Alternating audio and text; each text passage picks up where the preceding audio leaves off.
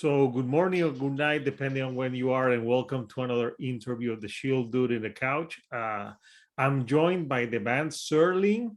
They're a band that play mathcore, and they're from Maine, and they play mathcore influenced by the Twilight Zone. So I have Brandon and Caleb here. So how are you guys tonight? Doing good, sir. Great, thanks for having us. Awesome. So just to people though, what do you guys do in the band, each one of you, so people can know, for people that don't know the band? I'm Caleb and I do guitars and vocals and bass and the mixing. And Anything I'm else? Brandon. I'm Brandon and I play drums and I also write the lyrics. Nice. So yeah, I obviously got to listen to a copy of the album that's dropping this Friday, May 27th. Next up, Willoughby. I don't know if I said the Willoughby correctly, but I can honestly say there's some bands that say, "Oh, we're so brutal. This is the next brutal thing." But I must say, you guys aren't kidding with this album. It's like 30 minutes of like an assault on all your senses at once. Thank you. You're welcome. Yeah. No, at the Yeah. end, I had to turn it off and I felt uneasy. I'm like, I need to take a break. I need to like take a shot, like a bubble bath, and put some Enya or something. That's what we're going for. Yeah, I'm glad we can help out. Yeah, no, it's like it hits you from the start and it doesn't let you go until the end. So yeah, it's very interesting. So obviously we need to talk about your love of the Twilight Zone. So when you do like lyrics and things pertaining to the Twilight Zone, I know, I was checking on Wikipedia, I didn't know there were like 4 seasons, like different seasons. Like there's the 50s eras, then they had like an era in the 80s, something in the 2000s, and they had one like 2019, 2020. I didn't know. I remember the first thing I remember of the Twilight Zone, I think, was the Twilight Zone movie in 1983. I was just rewatching on YouTube the scene of John Lithgow on the airplane where there's that creature that looks like Eddie from Iron Maiden. And that's the stuff of nightmares. Yeah, so our band is completely based off of the 50s, 60s version of the Twilight Zone. I only recently started getting into trying to watch some of the 80s remakes. The one that came out in 2019, I actually thought was okay, but the 50s and 60s is really what we name every single song after. All the lyrics are about that particular episode we named the song after. So that's really where our main focus is, especially with all of our artwork songs. It's really focused around the OG series. Yeah, because I saw the 2019 EP and it has, the Silk Curl thing, which was the main thing of the show.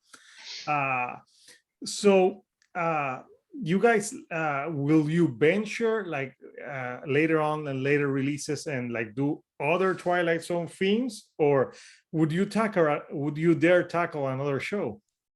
I think we would end up doing an X-Files album before we ever tackle like the 80s, 90s, and early 2000s of Twilight Zone. So I think that's what will happen. Either X-Files or Twin Peaks before we touch the other stuff. It's the 50s and 60s ones that really gets our rocks off, scientifically speaking. Yeah. How did you get into the show? How did you get into the Twilight Zone? For me, when I was like 8 years old, I randomly woke up at like 2 or 3 in the morning and the Sci-Fi Channel was on. And there was just this black and white show that was just on. And I was like, what the hell is this? Like, you don't see black and white anymore. And I saw the end of an episode where the twist happens. And I just remember I was like, oh crap, that's cool. And so I stayed up the rest of the night because Sci-Fi Channel just played it throughout the night, when no one's typically watching. So I just watched it and I got hooked. That's how I personally fell in love with it. Yeah, plus Rod Sterling had a great voice. Yeah. That classic voice where he looks in like, welcome to the Twilight Zone, And handsome to boot. Well, if he floats your boat, Caleb, I'm happy for you. But yeah, well trimmed, and he had that voice, and yeah, no, classic TV. So the album, you decided to do your first two singles were A Passage for Trumpet and The Silence. Why did you pick those two as the main singles for the new album? I mean, I think it was, a little bit of, what are sort of our favorite tracks, but also what would really do good with promotion as well. I mean, A Passage for Trumpet came out first because it features Adam Warren from Oceano. And so we're like, okay, from a promotional standpoint, that's huge.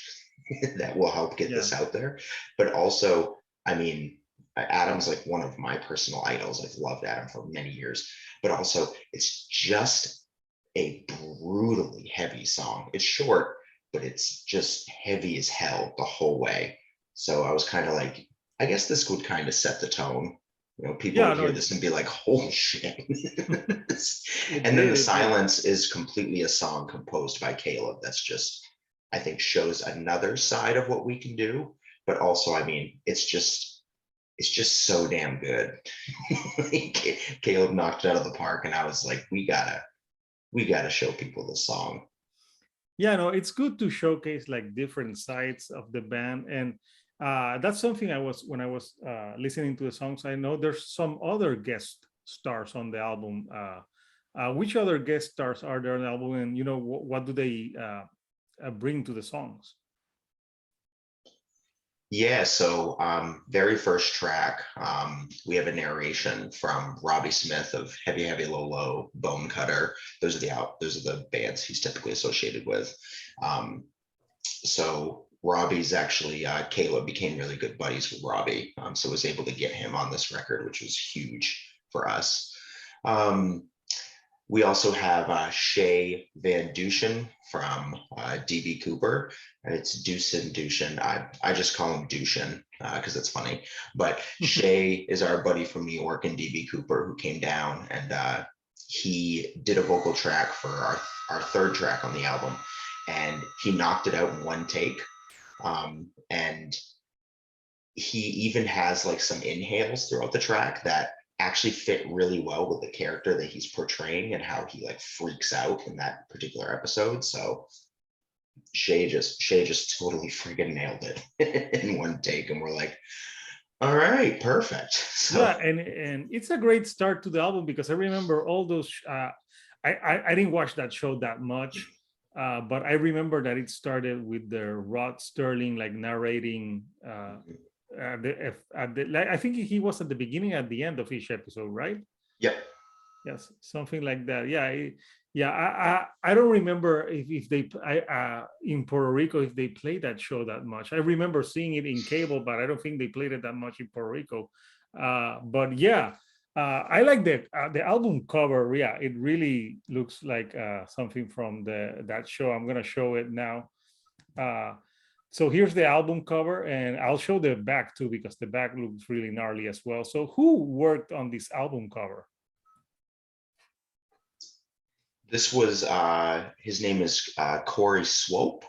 He's also mostly known by his artist name, which is Curly Art. He does a lot of designs like this, really colorful. He does a lot of designs that look like they were straight out of MySpace, those old T graphics that used to be really popping and popular at MySpace days.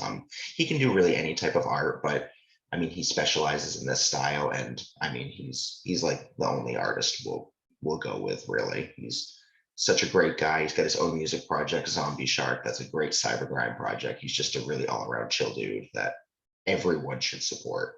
I like Shield Dudes. Yeah, that's a great, that's a cool cover, and yeah, it really portrays the Twilight Zone. And you talking about, the MySpace era. I miss MySpace. It was great to I especially for artists. It was great. There's so Yeah. many artists that I found through MySpace, and I don't know. It brings. I liked it because the pages you could put like songs, and but then Facebook came along, and that damn Mark Zuckerberg J- got Just every. to just to give a shout out. So the label we signed with, Been There Seen That, is run by a guy named Ryan, and he does a lot of limited releases for bands that put out albums when MySpace was popular, and he does like re-releases, or sometimes I think he releases albums that didn't really get to be released that big That's in the awesome. past. So it's like, if anyone really like reminisces about, you know, old MySpace bands they used to listen to, go check out his store, because he sells Yeah, some nostalgic memorabilia and you should send music. me the link so I can post that link. And I love the name of that label, Been There, Done That. You know, that's a great name for a label. So let me show the back of the CD of the new album, which is also cool, and it has all the names of the songs. So I'm obviously it follows the same theme that you did on the front cover, and I'm assuming obviously it's the same artist. So here we have Yeah. all the names of the songs, and I love how it's all written in that, gnarly way. Uh, so when you were working on this album, what was the creative process like for you guys? Do you guys first like work on the music and then the lyrics, or do you work around the lyrics and then create the music? The writing process is a little bit different. First, me and Brandon and I, we discuss episodes that we like that could be really neat to put on an album. And it's fun to just have a Twilight Zone conversation.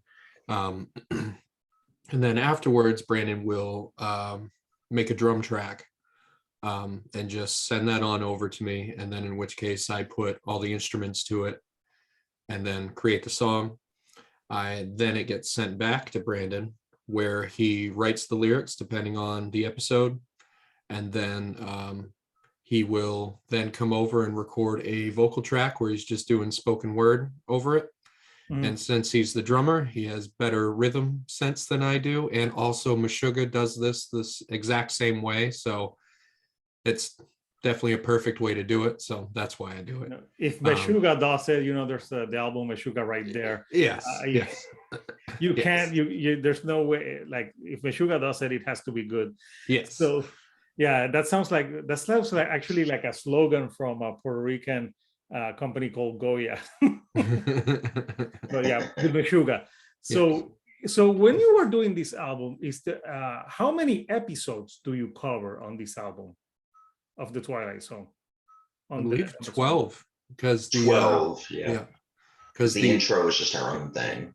Yeah, the intro is the geographical coordinates for Willoughby, Ohio. Okay. Is there a Willoughby, Ohio? Was there something on the show about Willoughby, Ohio? I am not sure if it's the actual Willoughby, Ohio that is mentioned in the Twilight Zone, but there is a Willoughby and it's in Ohio, and we needed something. So we decided to throw up the coordinates. So if anyone who gives a shit wants to type it in, it will go to Willoughby, and then they'll go, oh, neat. What a bunch of nerds. I'm throwing the CD away. You guys have done, you should have done like a scavenger hunt, put locations to find like the hidden CD. We don't have enough money to hide stuff. I know, yeah, that would take a lot of money, a lot of time, and yeah, that would be a lot. So yeah, so it's interesting. And you guys also had like a split CD came out like a few weeks ago, which I also heard. It was pretty interesting, and it also had like an early cover. Here's that split EP that you guys had with the, what's the name of their band? Clifford Hoyt, and who else was in that split? So it's 2 tracks from 4 bands, so it's 8 tracks in total. First 2 tracks are us, Serling. Second 2 tracks are from a band called Hopscotch Battle Scars.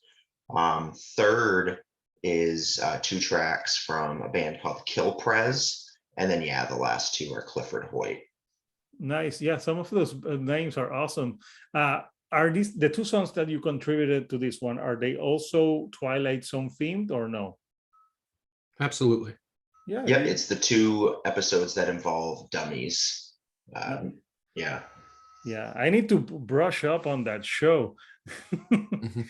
But yeah, it's a cool album artwork for that. So talking about that, what is your favorite Twilight Zone episode and why? I always go back and forth on this. It's almost like if you ask me a certain day, like, what's your favorite band? Like, it might change. Like, Oh yeah. there's so many good episodes, in my opinion. I'm just really into the show. Mine is A Passage for Trumpet. Yeah. I love that episode immensely. Nice. And I gotta say, probably mine is I always go back and forth between Of Late I Think of Cliffordville and Mr. Garrity and the Graves. It would probably have to be Mr. Garrity and the Graves, which is a song on our upcoming Yeah, that's folder. one of like the ending, like the last songs. Yeah, I it's can't just remember the place. I love the concept of just like this dude going to a town and saying, "Oh, I can bring back the dead." And they're all like, "Oh, cool, do that." And then they're suddenly like, "No, you kind of shouldn't do that." And he cons them out of money and then leaves. And when he leaves, they actually do end up coming back from the dead. It's just so good. I love that Yeah, episode. and you know what's interesting in the 50s, they didn't rely so much on like gore or special effects to scare you. It was more psychological, which I think sometimes right now on horrors they show too much. And sometimes less is more when you imagine what's going on, like with the sounds, and they had to be inventive back in the day with those type of shows. So yeah, we haven't talked influences, and hearing your band, I could hear many types of extreme metal bands and mathcore. But what are like at least the top three bands that have influenced the sound of Serling? I mean, it would have to be, is it 3 for me and 3 for Brandon? Oh yeah, you can. Let's do three Okay. for you and three from your two guys. Okay. I'll go first. I would have to say the Tony Danza Tap Dance Extravaganza, Daughters, and Car Bomb. Oh yeah, that's an awesome band. Yeah. Uh, and the Tony Dance, Yeah. I think I remember them. Yeah, they had that's just a great catchy name, like that they thought the Tony Dance. They Yeah, are some of the goofiest sons of bitches to ever walk the planet, and I love them immensely. All of yeah, their no, albums are absolutely incredible. yeah. It's an awesome name as well. So, what about you, Brandon? I'll go a different route just because I think you can kind of hear some of this in us too. Um, I grew up, my three main bands that I loved growing up were Oceano, Emir, and the Acacia Strain, which were all just heavy ass breakdown laden bands that grew up during the MySpace times. And just, if you listen to us, I think you can hear some of that like deathcore, heavy breakdown vibe mixed with the vibe of the bands that Caleb just mentioned. Like it's a mix of both. We have odd time signatures, and not everything is in 4/4, but also we have some 4/4 parts that are still just heavy ass breakdowns, and I think that's where that influence comes from. Yeah, yeah. When you mentioned the Akasha Strain, a lot of the vocals kind of remind me of that band. That's a brutal band, especially the first albums that they had. Yeah, great band. So yeah, it's you could hear it in the album, and the new album. Like I said, some bands claim to be brutal, but you really guys bring it in this album. So growing up. What was your favorite album and why? It doesn't have to be extreme metal.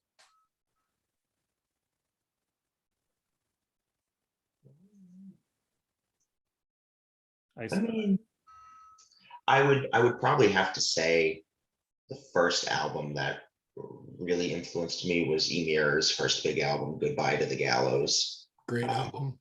That album, just like, I could still to this day listen to it first song to last, and it's just, I don't know, it will stay on the test of time. Like, it's heavy, it's full of emotion. It just really got me into like what I thought heavy music should be. So that was one of my biggest influences.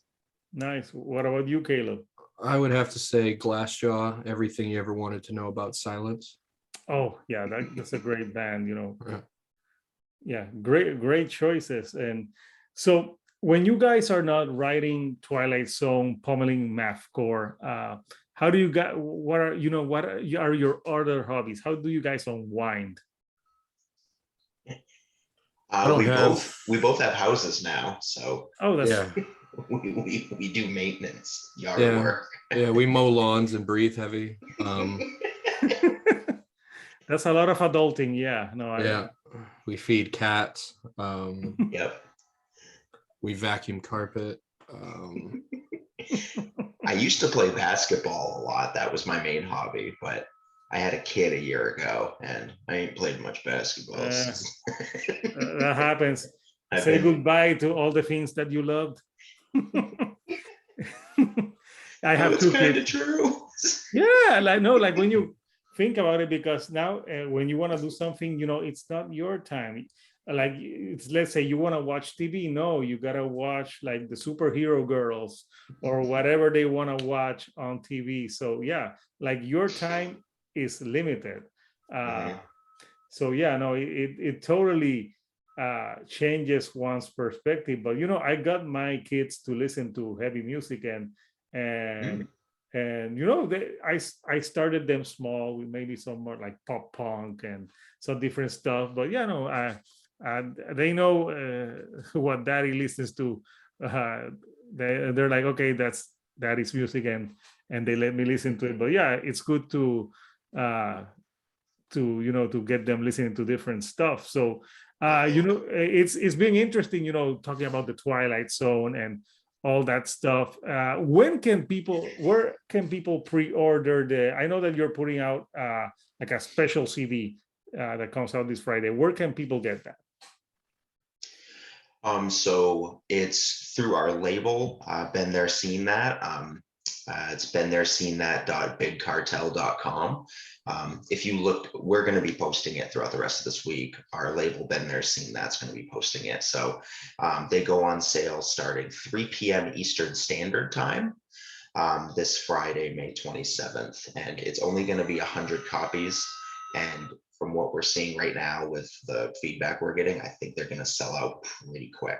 So, and Nice. this is it. Like once the 100 are gone, they're gone. Like we're not doing anymore. So you're going to be able to get them this Friday. And if they sell out this Friday, then they're gone. And you're forever. screwed. Yeah, so I'd recommend getting one as soon as they go on sale, honestly. We're also going to have some limited cassettes that are going to go on sale Saturday, May 28th through the record label Illuminate My Heart Records. Yeah, I saw That's that only gonna be 20. on your Instagram, the cassettes. Yeah. Very. I think I put a comment like very old school, like the cassettes. Oh yeah. Yeah, killed some it. kids nowadays will never know the struggle of like when the cassette, like the tape went down, or like you having to like rewind or CD skipping. Like they don't know the struggles that were real back in the day. So you guys being two guys in the band, when you guys if you guys tour, do you need like extra musicians, or how do you do the live show? The way we plan to do things is my 8-string is going to be split between a guitar amp and a bass amp. Wow.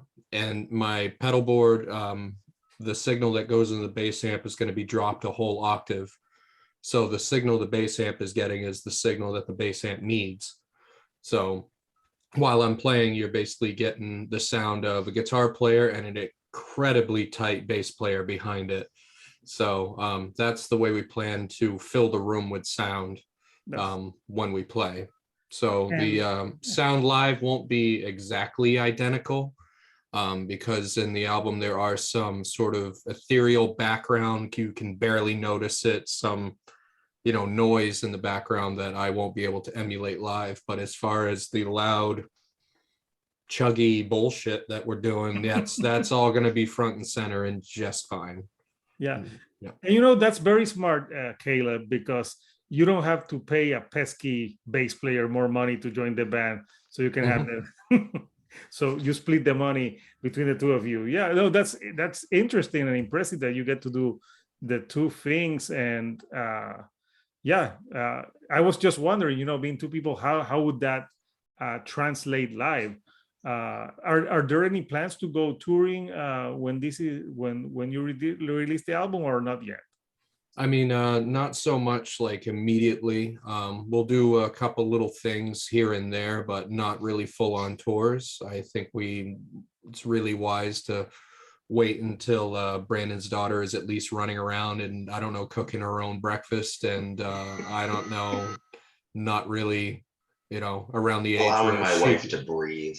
yeah, around where everything starts to ease down a little bit, and then we'll think about hopping in a vehicle and maybe go as far as Pennsylvania or something. Call it good. You need to go to Willoughby. Oh, yeah, that That would would be be neat. sick. That would be That would sick. be neat. Play the album in Willoughby, like in the exact same coordinates. Yep, You we'll don't know. try. I'm sure there's some ripping gazebo over there where we can get arrested in. That would be tight. Yeah, you could make a video out of it. That it would be hilarious. So Brandon, Caleb, it's been really fun talking to you guys. I know I've been chatting with you guys a few months when I started the channel, and I think back in even like a few months ago we were saying like once you drop music we would do an interview. So thank you for taking time to talk with me. So everyone, get the new album that drops this Friday. Been there, done that. I'll put some links on the description so people can know where to get it.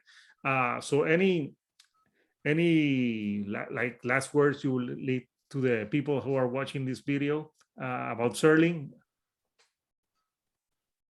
For me, I mean, just really appreciative for anyone who's been checking us out. Honestly, like yourself, you've been a supporter of ours, so we appreciate that. Like, it's crazy for us to think just how many people have really been digging a mathcore band about a 50s 60s television show. So we're like, honestly, it means the world to us. We see every comment, we see every view, every play. Like, it means the world to us. So I can't say anything except thank you to anyone that supported us or checked us out. And it's totally unique that you're doing a show about the 50s. At least it would be, it would be interesting, like if there was a mathcore doing Dawson's Creek. That is not a bad idea at all. Dawson's Creek mathcore. Like I could imagine the cover of the album. You remember that meme, Dawson like crying? Yeah. That could be the cover of the album. Like, and it should be named Dawson Didn't Get Anything. That program. He never, like, I don't know why they named it Dawson's Creek. Pacey got all the girls, and Dawson was always like. And when I think I was rewatching that, like. I have it on Netflix, and it's so bad, and like no kids talk like they talk. They make no sense. That no one spoke like that. So I think it aged poorly, but it would be cool. But and you guys, obviously, if you venture out of Twilight Zone, X-Files, or Twin Peaks, I'm thinking of other like. I mean, to base off of your idea, I think a Degrassi EP would be pretty friggin' tight. God. A Degrassi cyber grind band. Yeah. Oh my God, that'd be great. The Birth of Drake. That's the band name. That could be a side project.